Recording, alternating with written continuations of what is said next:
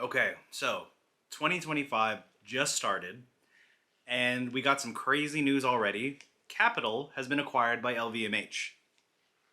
I literally heard this news just a handful of hours before recording this video, and I kind of just wanted to kind of sift through the information in my head and see and develop what I think of this on camera.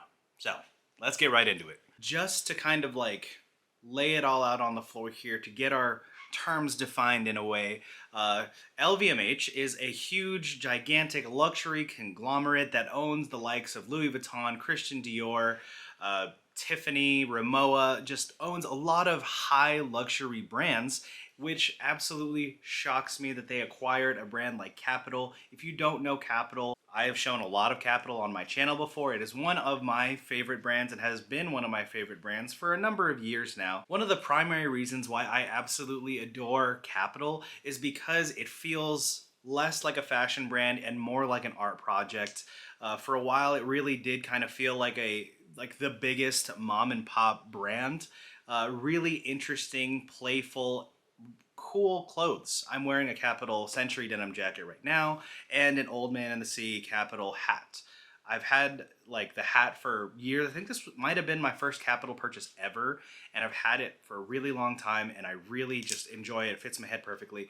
But regardless of like what I'm wearing, Capital is a wonderful, wonderful brand that does create pretty like fun, playful, Japanese influence, but also kind of American influence style. It was like the perfect meshing of Japanese fashion and American or classical American fashion, in my opinion. Just as a little bit of background history on Capital as a brand, it was founded in 1985 by Toshikiyo Hirata, and then passed down to creative direction was passed down to his son Kiro Hirata in the early 2000s, if I'm not mistaken, and Kiro Hirata really brought a really playful, inventive, and kind of out there attitude, more artful attitude to Capital. Now, correct me if I'm wrong, but I was under the impression that for a long time, Capital operated as a completely independent brand. It was one of those brands that was kind of hard to get, especially in the US, and something that people would literally go to Japan and it would be a gimmick for them to go to the Capital stores because each store is a little bit different in Tokyo. And when I was in Tokyo, I went to, I think, a total of like 5 Capital shops, and I was so happy to be in each and every one of them. And they each carried different, crazy, fun, just fashion centered stuff. Like the stores didn't feel like stores, they felt more like just like a workshop with a whole bunch of clothes all over the place.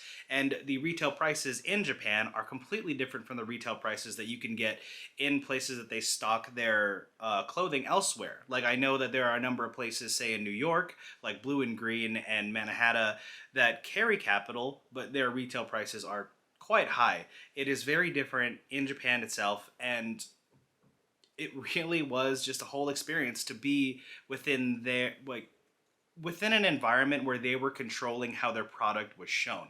And I loved every single second. It was such a unique experience, and I still, really value my experience at Capital. Capital has really blown up in popularity in terms of like the fashion communities in the past, I would say maybe 5 years, maybe a little bit more than that. And I think its rapid growth and popularity was kind of the initiating factor that made LVMH want to acquire Capital. Now, LVMH has acquired a lot of different companies within the years that it's been around, the decades that it's been around, but there are changes that are made that some people might not find all that savory for them if they are fans of the brands that they've acquired. Now, generally speaking, being acquired by a fashion conglomerate for a lot of fans of fashion is not necessarily a good thing. But let me look at some examples that of acquisitions by LVMH that kind of can paint the picture of the changes that they can make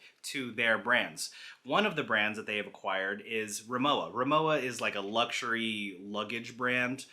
They are rather expensive, and after the acquisition of after Rimowa was acquired by LVMH, the prices definitely like jumped up quite a bit.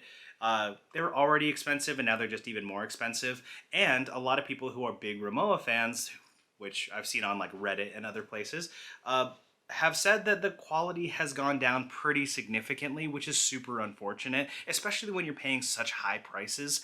And so that is kind of like an unfortunate thing that can happen to Capital, and I really don't want it to happen because I think so highly of Capital, but the track record is there. And another company that LVMH has acquired, and I think in 2021, was Tiffany & Co. Tiffany & Co. being, I think, an American silver jewelry brand. You can go ahead and correct me if I'm wrong in the comments down below. But Tiffany, once acquired by LVMH, their profits went up quite a bit. I don't know the numbers exactly off the top of my head. And doing a little quick unofficial Google search, it looks like that in 2019, Tiffany's annual revenue worldwide was about 4.4 billion. And after being acquired by LVMH in 2021, that rose in 2022 to about $11 billion. So the acquisition indefinitely made more money for Tiffany and subsequently for LVMH as a whole. But honestly, that's where I find the biggest issue. LVMH is very good at building up and improving and marketing and just doing better at making more money, which ultimately that is their goal and that's what they want to do. They're great at it. But Capital being mentioned along the likes of things like Louis Vuitton, Christian Dior, and the other brands that LVMH is associated with sounds like a good thing on paper for businessmen, but for someone who is a fan of fashion and the art of fashion, it doesn't really bode well for the artistic integrity that I want brands to keep. With the growth of Capital in the past couple of years, I think it is inevitable for business decisions to be made and growth to happen at the expense of like some people who love the brand prior to blowing up that hard.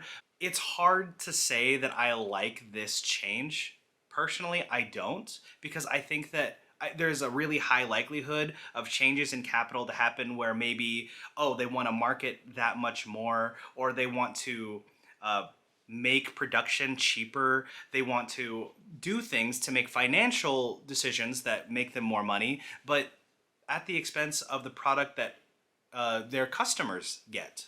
What I'm ranting about here is going to be, I'm afraid that LVMH, as a giant parent company that employs a lot of tactics and ways to like advertise and market, is going to change the way that Capital has run its company, so much so that it becomes something that I don't really identify with anymore. I want Capital to keep its artistic integrity. I want Capital to continue to do things the way that they have done so in the past that made me love them so much.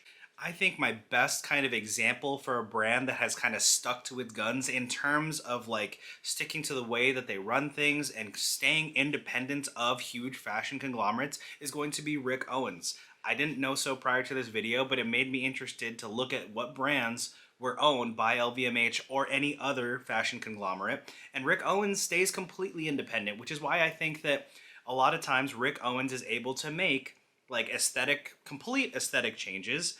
I mean, some people, especially other Rick Owens fans, may not be huge on like say the current era of what Rick Owens is doing, but the fact of the matter is that I feel like it is a more genuine representation of how the designer feels now. It is how their taste has evolved over time and how he wants to make clothing. And I think that's beautiful. And Chrome Hearts is another brand that has actually been acquired by LVMH as of April of 2024. And it is too early to say that there have been that many changes in terms of how they run their company or Chrome Hearts. And I can't speak for what LVMH wants to do to Chrome Hearts or to Capital, but I just really hope that they allow them to continue on the path that they do. They give them the creative freedom to create what they want to create, and at the caliber, and I mean by caliber I mean like qualities and processes that they already use. I don't want them to change too much about the brand.